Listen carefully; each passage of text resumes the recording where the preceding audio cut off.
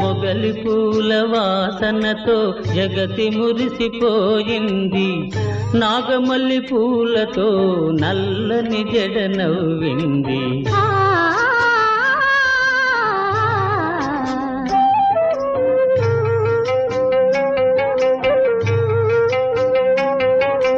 పడుచుదనం అందానికి తాంబూలమిచ్చింది,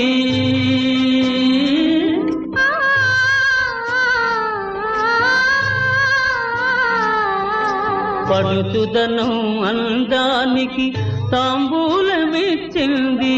ప్రాప్తమున్న తీరానికి పడవ సాగిపోయింది, కొండగాలి తిరిగింది, గుండె ఊసులాడింది, గోదావరి వరదలాగా కోరిక చెలరేగింది.